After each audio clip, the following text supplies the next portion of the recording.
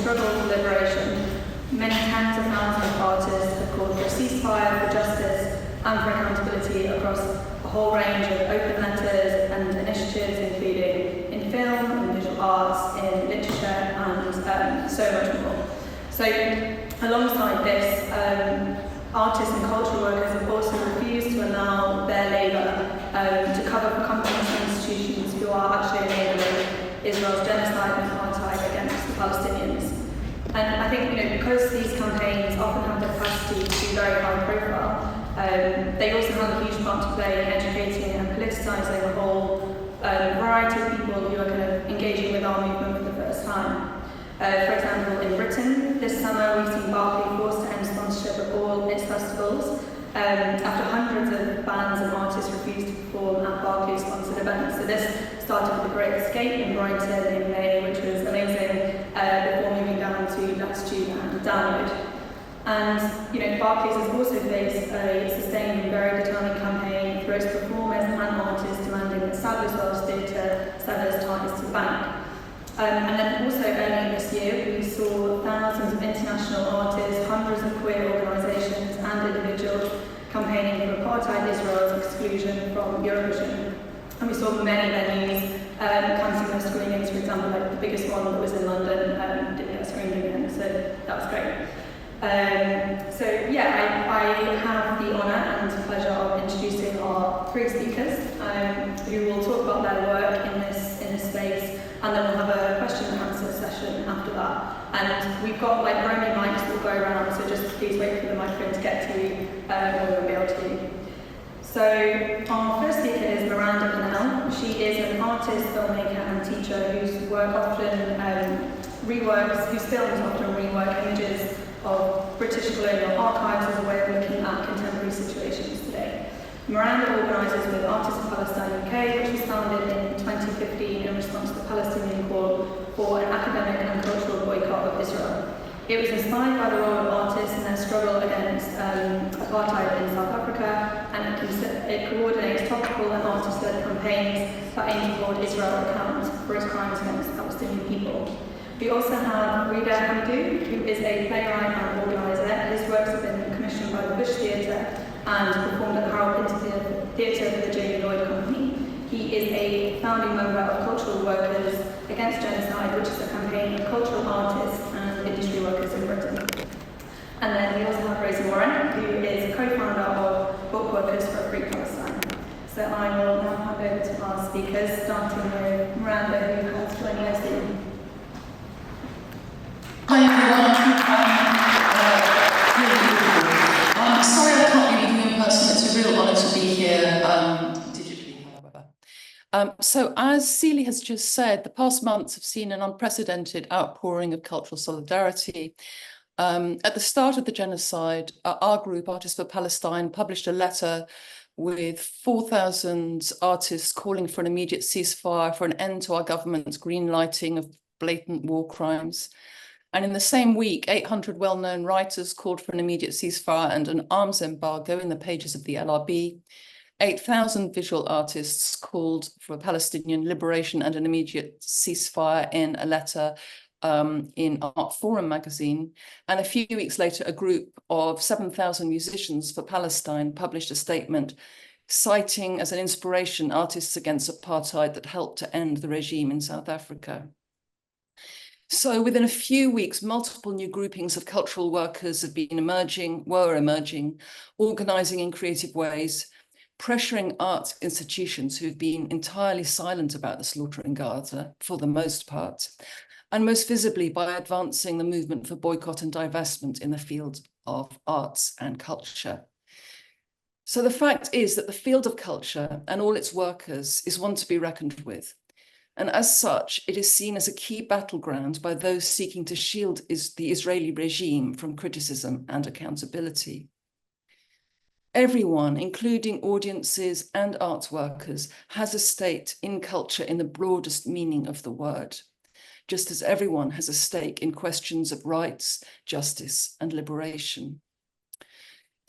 So I'm going to talk mainly about the cultural boycott of Israel, some nuts and bolts about how it works in practice, some general points on our approach to campaigning, and I'll mention the importance of holding cultural venues to account in relation to censorship as well, and some thoughts on the work that needs to be done going forward. So I apologize that I'm reading, but I want to get through quite a lot of stuff, so I hope you can bear with me. So Artists for Palestine was set up with the idea of collectivizing the voice of people who work in the arts to speak and act together. It would kickstart a movement of artists who pledged to refuse Israel's efforts to whitewash its image by staging cool cultural spectacles or holding festivals that normalize and distract from the reality of this brutal regime. The project was intended to act as a long-term educational tool, one that would firstly remind artists and audiences about the facts on the ground in Palestine. Secondly, remind them about the need to reject all efforts at art washing, and remind audiences about the responsibility all of us, artists and citizens alike, well, artists are citizens, to act in solidarity with Palestinians, given the failure of Western powers to do so. And finally, to mainstream our arguments and find ways of communicating that reach beyond our existing audience and supporters.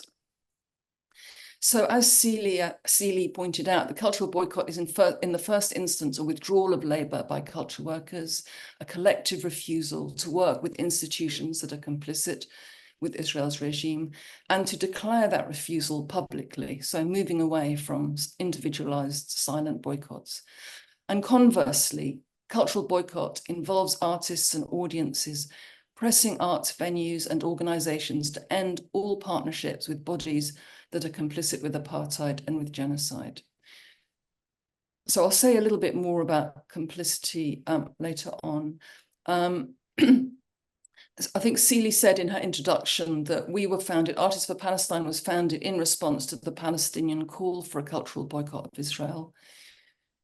This fact is very important, that artists and audiences in the UK are adopting the tactics and strategic goals proposed by the largest coalition of Palestinian civil society organisations that make up the non-violent BDS movement.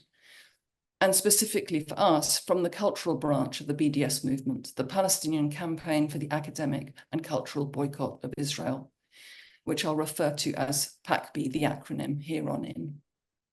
So when we adopt boycott measures, we always remind our audiences that we do so because an oppressed people has asked us to adopt this particular non-violent tactic as a step towards ending their oppression. A shorter way of saying this might be to say this is a Palestinian-led movement. The other reason this is really important is because when artists and art workers act together in harmony with PACB, this allows us to share clear, consistent, and ethically grounded approaches to cultural campaigns in the UK, but also globally. So this clarity and unity of purpose, based on years of accumulated experience, makes our movement stronger and more effective. So I'll come back to saying what some of those kind of guiding principles we try to work with in a minute. So we know the Palestinian BDS movement was itself inspired by the boycott against apartheid in South Africa. But the cultural and sporting boycott of South Africa was a blanket boycott that targeted all white South Africans. Crucially, the Palestinian cultural boycott has never been a blanket boycott and has never called for a boycott of individual artists. It explicitly targets complicity, not identity, and it focuses on institutions rather than individuals. So this means that individual artists are never subject to boycott simply because they hold an Israeli passport, nor because they're in receipt of local arts funding at home, so the equivalent of Arts Council funding an artist in the UK. Aside from anything, this would capture Palestinian artists who are citizens of Israel. Cultural projects do become subject to boycott when a UK venue partners with the Israeli embassy or the Ministry of Foreign Affairs, those bodies that frequently fund Israeli culture abroad as part of soft power and diplomacy. So a project like the Seret Israeli Film Festival is obviously complicit because it's sponsored by more than one state body. Also its mission statement, I think, but also it's sponsored by a host of organizations that promote the colonization of Palestine and that lobby for Israel in the UK. The other example I'd give would be artists who serve as cultural ambassadors representing Israel, who are subject to boycott. So as Celie mentioned in the introduction, most visibly and recently at Eurovision Song Contest, where you had thousands of campaigners and organizations calling for Israel's exclusion. So I just wanted to say something briefly about our approach to campaigning, choosing targets, being strategic, and what we mean by that. So the point of boycott and divestment is not for us to feel pure or untainted by global capital. Boycotts are not an end in themselves. They are tactics that in the first instance make the often hidden links to apartheid visible and public, and that cumulatively and materially bring pressure to bear to end it. So our partners at PACB encourage us to balance ethical principles with strategic effectiveness. Principles alone will get us nowhere if we lack a strategy for engaging with the world as we find it. And only going for impact and being strategic while dropping our core principles will also fail. So a crucial part of our work is finding the right balance. We want to build power and affect policy change, not merely to score points and feel good about symbolic gestures. In arts and culture, when we think about institutional complicity, we also need to remember that our aim is to grow the space we operate in. We don't want to shrink it. So I'll just give an example of a kind of question that comes up. Some of us participated in a film festival this year that hosted multiple Palestinian-led events and screenings. The festival is funded by a department at UCL. UCL itself has repressed its own students who are protesting the continuing genocide. UCL also has a scheme that partners the university with a deeply complicit university in apartheid Israel. So an audience member at an event raised the question of UCL's complicity and by extension, the viability of the festival event we were attending. So this is a reasonable question to ask.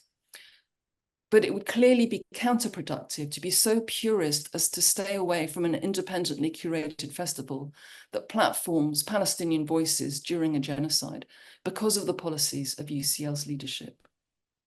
So I'm just saying we want to avoid going down rabbit burrows or losing sight of our purpose. When in doubt, we tend to consult with a partner organisation like PSC, like PACB, the British Palestinian Committee, or any other organisation that's likely to have specialist information and knowledge that can help us decide about campaigns. So I was asked to say something about why cultural campaigns are a key component of the movement. And I start by giving a shout out to all the incredible cultural production that is really powerfully bringing testimonies from Palestine and from Gaza to UK stages and screens, from collectives like White Kite to various curatorial projects, Palestine film festivals happening in various cities, Schubeck Festival, and lots of independent initiatives. These are really, really powerful and really, really important. I also want to say that contrary to some common romantic beliefs about art, artists are not special, have often been on the wrong side of history and not generically endowed with special understandings of the world.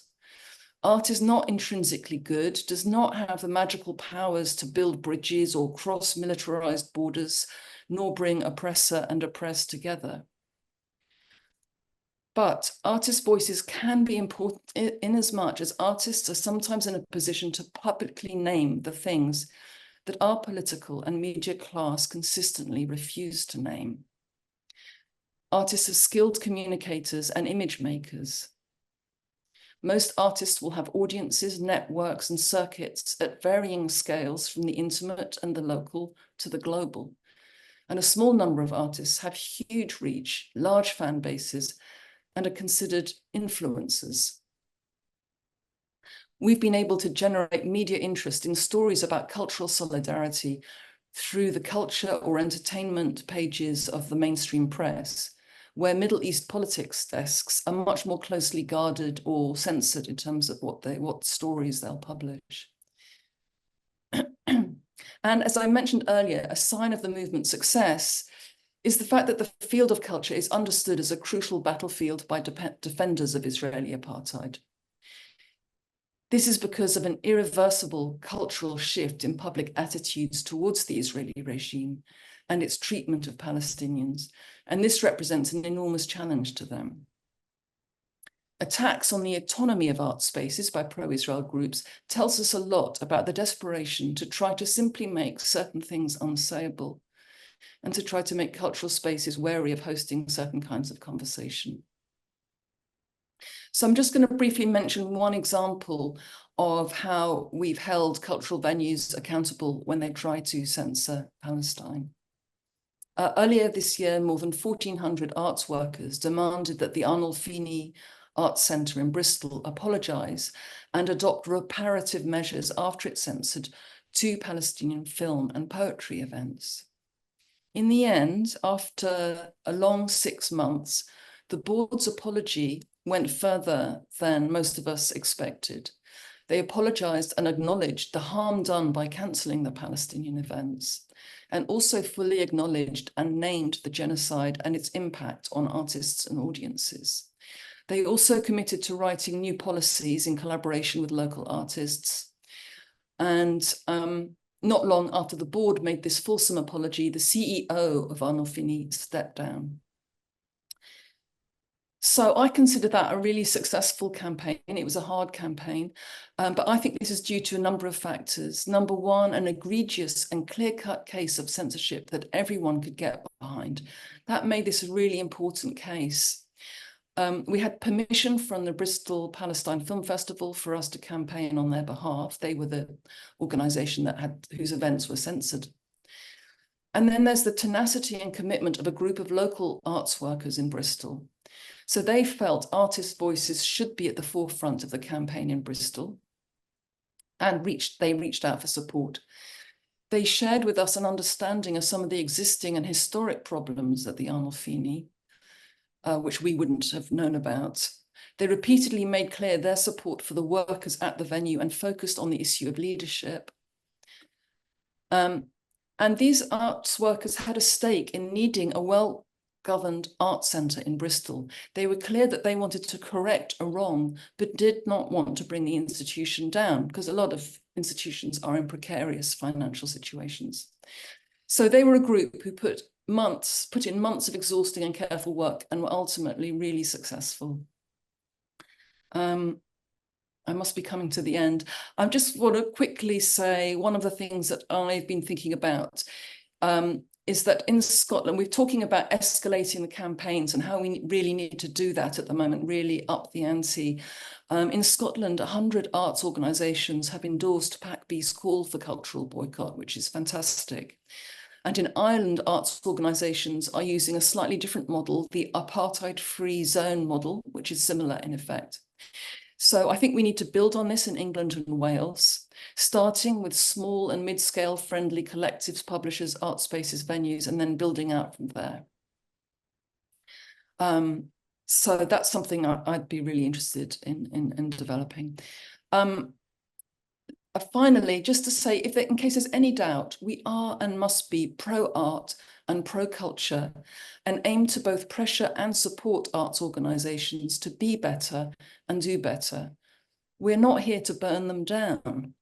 But if we cannot imagine a world where festivals and theatres are not sponsored by fossil fuel, by arms corporations, or by banks invested in apartheid, then we as a society have an imagination problem, not a funding problem. Thank you.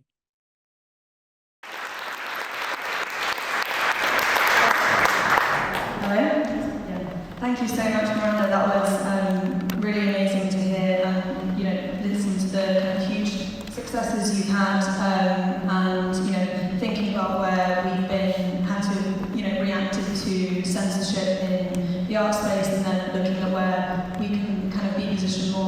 proactively now with the campaign networks and the strategies that have developed from that. Now we're going to hear from Rita, who's going to talk about the work that he's been doing. Hello. Just so thank you, Celie, thank you, Lewis, thank you, Ben, thank you everyone at the Palestine Solidarity Campaign for this insanely amazing event. I am feeling slightly overwhelmed by the other speakers, but there we go. I wanted to talk to you about this play. It's called For a Palestinian, and it was written by a dear friend of mine, Bilal Hassan, who based it on a biography of Wael Zaita, who is a Palestinian writer and translator. So in this play we follow Wael's story as he makes a life for himself in 1960s Italy. He lives with his landlady Mariuccia and an eclectic mix of writers and artists from all over the world. They affectionately rename him Wali. They have these big parties together, drinking Chianti and eating lasagna and smoked fish. He meets his partner, his painter wife, Janet, in a gallery behind one of her own artworks. It is an achingly beautiful portrait of a Bohemian Palestinian life. In 1967, he attempts to return to Palestine. I say attempt because by the time he gets there, it's already too late. On the dawn of June 7th, Israeli troops took control of Jerusalem's old city. By midday, Israeli forces had seized the old city from the Jordanian army. The major West Bank cities of Nablus, Bethlehem, Hebron, and Jericho fell to the Israeli army a day later. And after taking the old city, Israeli forces demolished the entire 770-year-old Moroccan quarter neighborhood.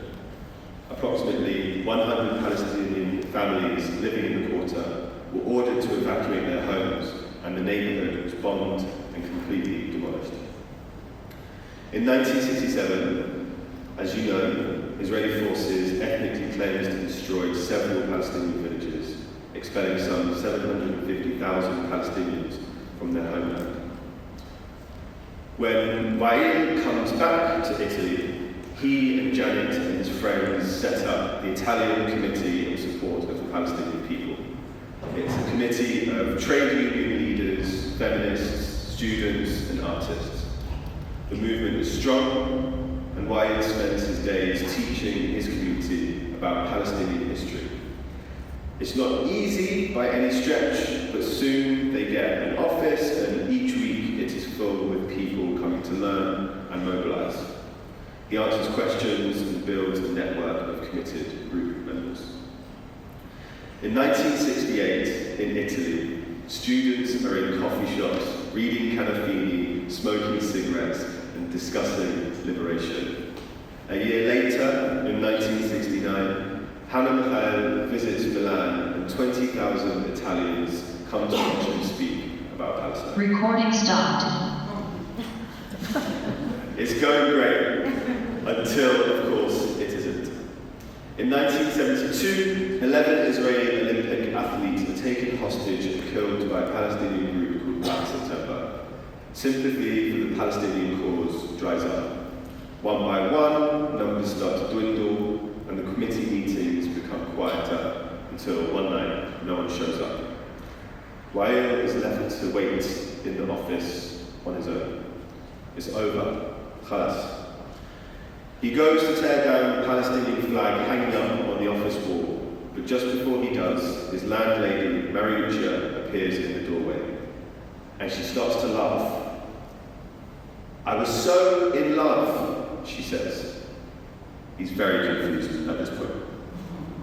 "He was so handsome, Dio mio, the prettiest boy in the village. Nice moustache, not like you, big, thick.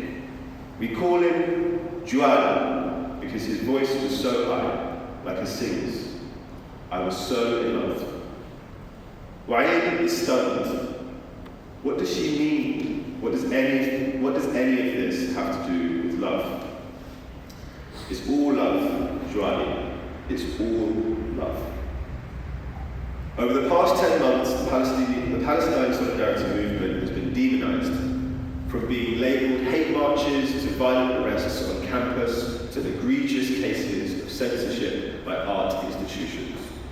The work we've been doing collectively has been overshadowed by a racist government, an overzealous police force, and a biased media hell-bent on portraying us as hateful terrorists. So I guess I just wanted to share that story as a reminder, to ask everyone here to remember that all of this, the foundations of what we're doing, all of it comes from a place of love. And love is only ever good. And also, fuck the government, fuck the media, and fuck the police.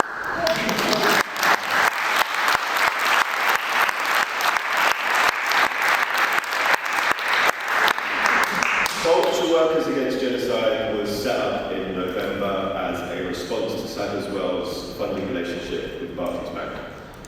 Sadler's Wells was picked as a target, not just because its main sponsor is Barclays, but also because the chair of the board is a man called Nigel Higgins, who, funnily enough, is also Barclays' chairman. Yeah. I feel like you're going to hear this a lot today, but research by PSC has uncovered that Barclays now holds over £2 billion in shares and provides £6.1 billion in loans and underwriting to 9 companies whose weapons, components, and military technology are being used by Israel in its genocide in Palestine. Given that these weapons are used in operations widely condemned for their violent impact on civilians, Barclays' financial support can be seen as complicit as enshrined in international law. In June of this year, Al-Haq, an independent Palestinian non-governmental human rights organisation, published a legal expert's opinion on the obligation of third states and corporations to prevent and punish genocide. I would encourage everyone here who's interested to find it online.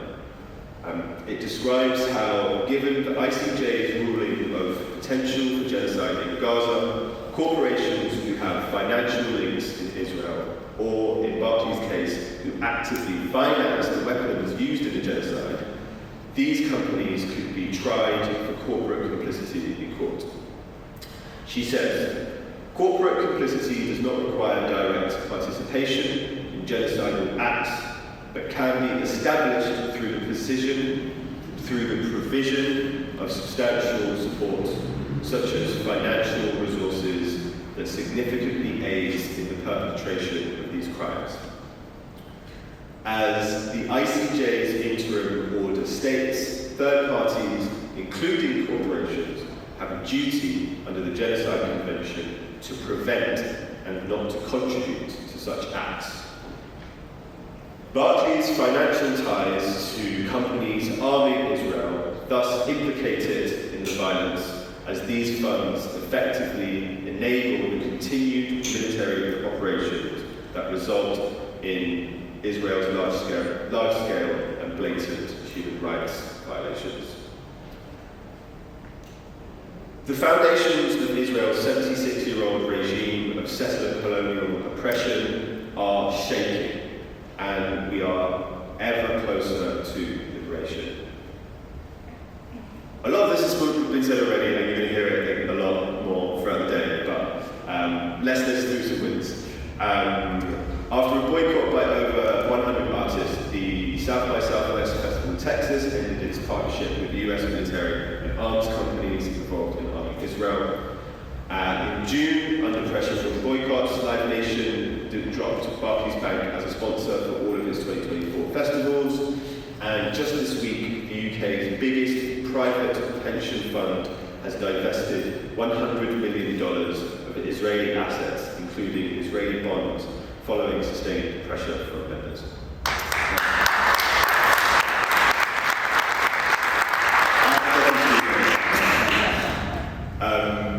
This is just a brief snapshot of the wins that are continuing to roll in exponentially. Over the past 10 months, our Sadler's Wells campaign group has grown, and we're now made up of around 45 dancers and dance-adjacent with artists, producers, and workers. We meet in person about once a month and hold shorter video calls about once a week, depending on how much activity we have on at any one time. Right now, we might as well be meeting daily. We have 2 group chats, one for the more active organisers who help to facilitate things like meetings, next steps, note-taking, and a wider chat for announcements. This past week, the wider chat became a space for our group to share information on the planned race riots that we saw in London and across the UK. We supported each other emotionally and practically. We organised carpools to go to counter demos together. We kept each other safe. We are a community built on love and compassion for each other and for the liberation of Palestine. Thank you.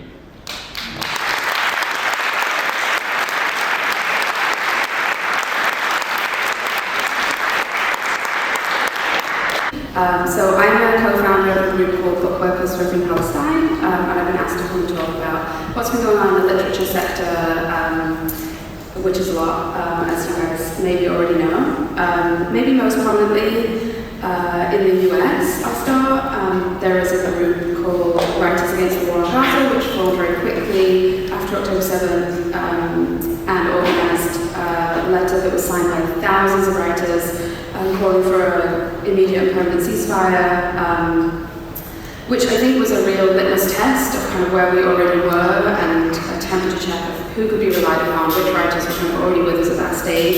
I think it's been a really useful list to be able to return back to see who are the writers who kind of came out at a time when, you know, that was a really bold and brave thing to do, especially in the US context. Writers Against the War on Gaza have since been campaigning on a number of targets, perhaps most prominently the prestigious cultural institution PEN America for its very long-standing support of Israel.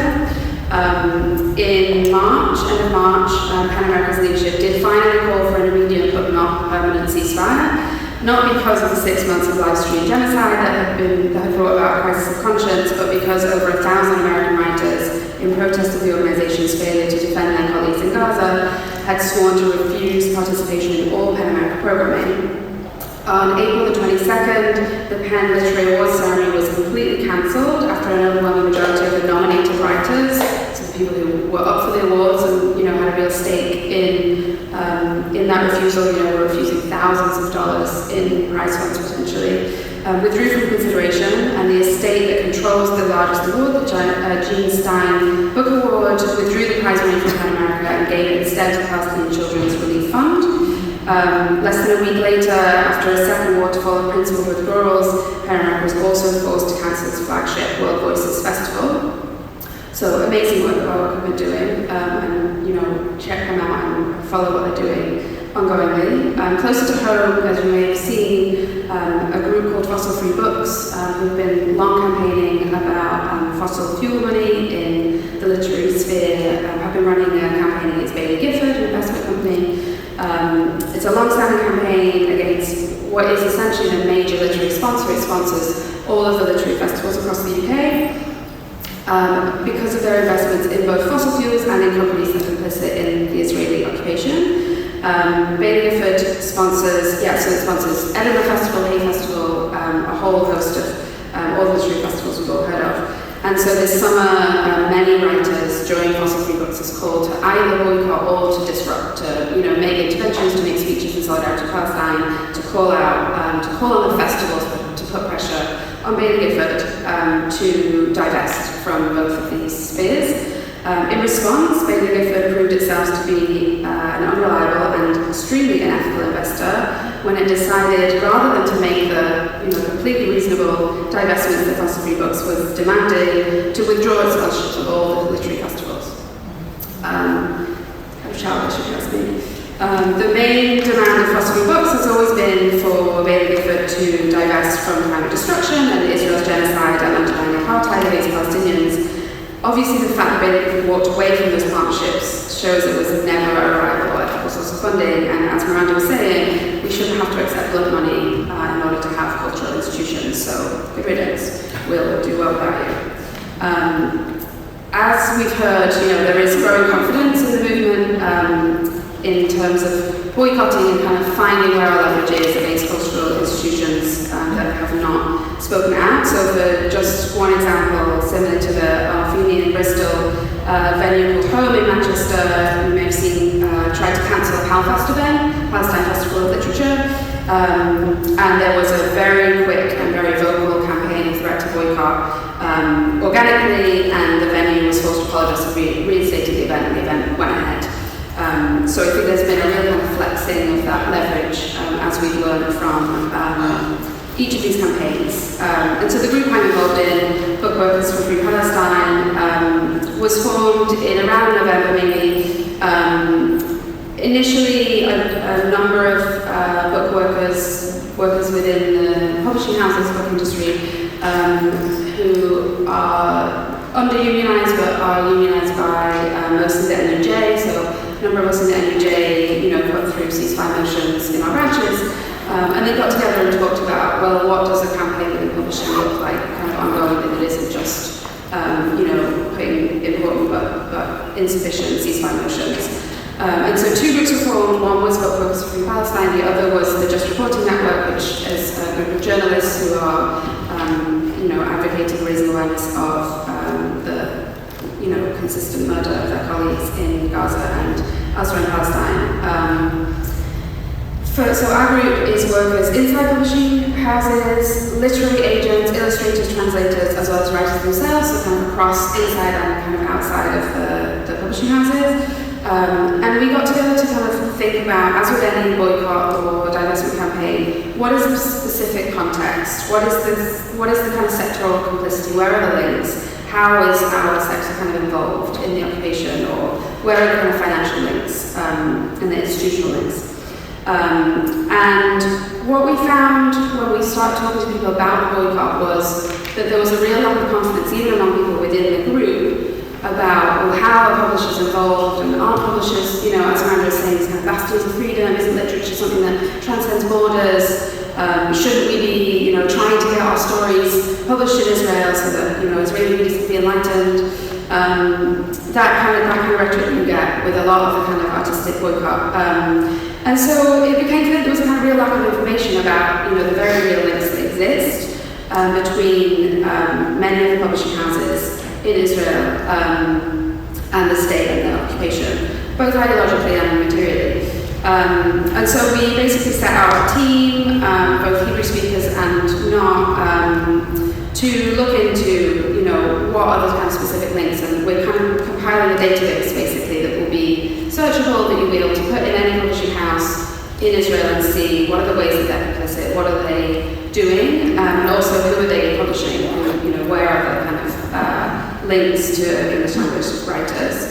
And in our case, that meant looking specifically at the publishers. As you all know, culture has played an integral role in normalising injustices in Palestine. Israeli cultural institutions, often working directly with the state, have been crucial in obfuscating, disguising and heart-washing the dispossession and oppression of millions of Palestinians for decades.